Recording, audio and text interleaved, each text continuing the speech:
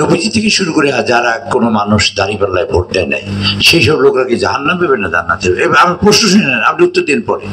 তারপর বলছি যে আচ্ছা ঠিক আছে, দাঁড়িপাল্লায় ভোট দিলে যদি জান্নাত গ্যারান্টেড হয় তাহলে মৌলানা মতিউর রহমান নিজামী আর মুজাহিদ সাহেব, কামারুজ্জামান কাদের মোল্লা এবং দেলোয়ার হোসেন সাহেব এরা ধানের শীষে ইলেকশন করে মারা গেলেন, তারা জাহান্নাম পাবে না জান্নাতি হবে? আচ্ছা ওকে ফাইন, ওনারা তো মারা গেছেন, জীবিত যারা আছেন দুইজন, এই আমির সাহেব আর তার সেক্রেটারি গত 18 সালেও ধানের শীষে নির্বাচন করছেন।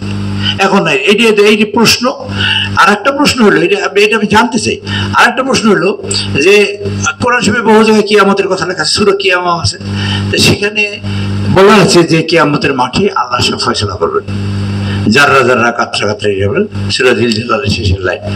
তো এইসব আছে, আল্লাহ সিদ্ধান্ত নেবেন কিয়ামতের মাঠে। সিদ্ধান্ত আল্লাহ যখন কিয়ামতের মাঠে নেবেন, সেই সিদ্ধান্ত দেওয়ার মালিক তো পৃথিবী কোনো নাই, একমাত্র রাসূল আছেন কিয়ামতের মাঠে সিজদায় পড়ে থাকবেন। আর যা জানি আমি সেটাই বলছি, আমি কিন্তু মূর্খ মানুষ, এই ব্যাপারে আপনার মাফ করে দিন, আমি ভুলও বলতে পারি, যদি এটা মূর্খ হিসেবে আপনারা কেন নিয়েন না।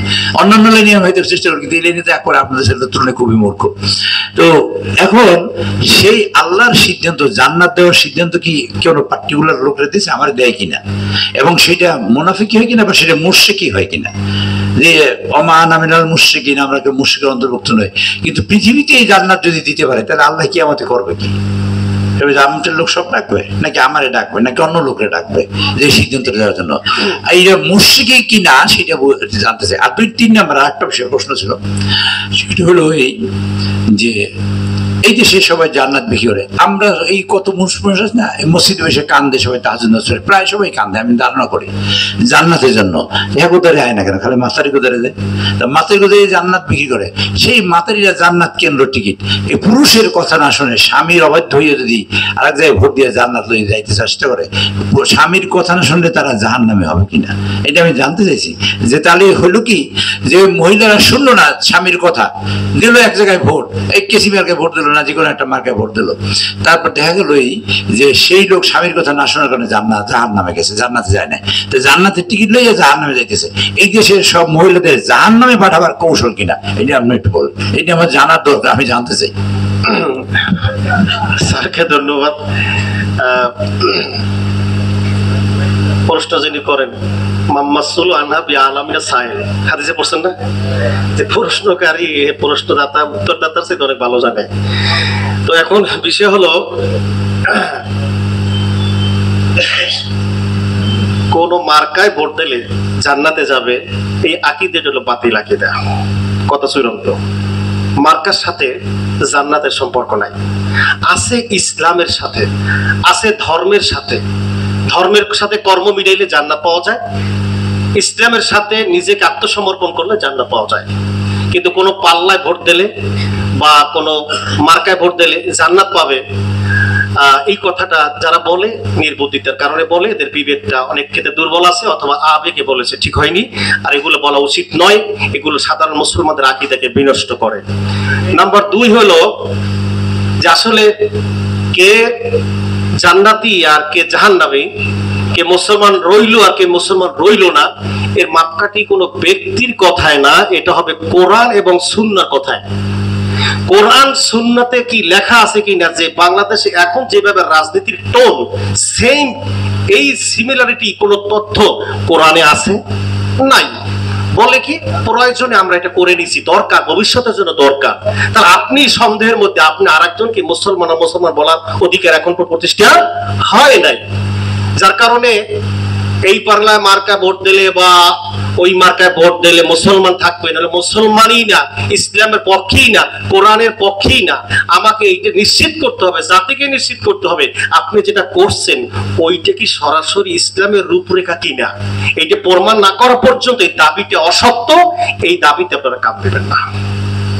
তারপরে পরকালে বিচার করার মালিক আল্লাহ, শাফাত করবেন রাসূল বান্দার আমলের উপরে। ইসলামে বলছে কি, যদি তুমি জামাত চলে ওযু কইরে নামাজ অ্যাটেন্ড করো। এখন জামাত ধরার কারণে, জামাত বড় নামাজ কায়েম করার হুকুম আল্লাহর যেহেতু, এখন উযুটা দরকার নাই, আর উযু পরে করবো, আগে নামাজটা কায়েম করে নেই, কারণ এটা তো আল্লাহর ফরজ বিধান। আপনাদের মনে হয় কি উজু ছাড়া তাড়াতাড়ি নামাজকে প্রতিষ্ঠা করার জন্য মসজিদ দাঁড়ায় গেলেন, আপনার এই নামাজকে আল্লাহ নিবে? নিবে না।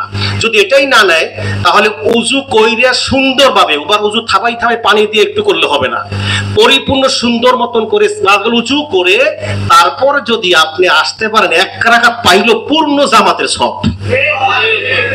আপনি ইসলামিক সঠিক ওয়ে যদি আপনি, একবার আগেই বলেছি, তাহলে আপনি অল্প আপনি একটু ইসলামের খেদমত করেছেন, ইসলামের পথে আপনি আগাইছেন, ততটুকুনি আপনি সব পাবেন, পরিপূর্ণ ইসলামের সব পাবেন। আর যদি আপনি উজু ছাড়া, উজুতে অশুদ্ধ করিয়া তাড়াহুড়া করে আপনি চলে গেছেন জায়গা মতন, আপনার ওই জায়গায় যাই ওর লাভ নাই, ওই জায়গায় যাই যা করবেন তাতেও লাভ নাই, আর যা করেছেন তাতেও আল্লাহর অসন্তুষ্টি, আর যেখানে পৌঁছবেন সেখানে যাইও আল্লাহ অসন্তুষ্টি। এই ইবাদত, এই স্লোগানে আপনার প্রতি আল্লাহ খুশি হবে না, জাতির প্রতিও খুশি হবে না। আমি কোন দলকে ছোট করার জন্য কিছু বলছি না, মাসালার দৃষ্টিতে যে কথা সেটাই বলছি। অতএব আপনি কোরআনের পক্ষে থাকবেন, সুন্নাহর পক্ষে থাকবেন, ইসলামের পক্ষে থাকবেন, কিন্তু কোরআন সুন্নাহকে, ইসলামকে আপনি ভুল ব্যাখ্যা দিয়ে মানুষের মাঝে ভুল একটা আকীদা তৈরি করতে পারবেন না। তাহলে ইসলাম এই জন্য বলেছেন যে একজন কাফের সে হইল ইসলামের সরাসরি শত্রু, আর একজন মুনাফিক সে হলো এর চাইতে মারাত্মক শত্রু। তা সরাসরি শত্রু চাইতে মারাত্মক মানে বলছে এ হইল লেভেল ধরছে ইসলামের, কিন্তু কাজ করেছে কাফেরের সাথে ভয়ঙ্কর। আর কাফের সে জানে যে আমি কাফের, আমাকে দেখলে সে আমাকে প্রতিহত করবে অথবা আমাকে এড়িয়ে যাবে। আর মুনাফিক সে জানে আমি এমন ভাবে যাবো যে আমাকে চিনতেই পারবে না, তার মানে আমি সমূলে ধ্বংস করব। রাসূল সাল্লাল্লাহু আলাইহি ওয়াসাল্লামের কাছে বলছে, হে রাসূল, ওই যে পিছে আসছে না জুব্বা পরা, লম্বা পাগড়ি পরা, জি ওটা আপনি চিনতে পারেন না কেন? তো সেটা মুনাফিক। আমি জিবরিলকে দিয়ে সকল তথ্য আপনাকে ফাঁস করছি।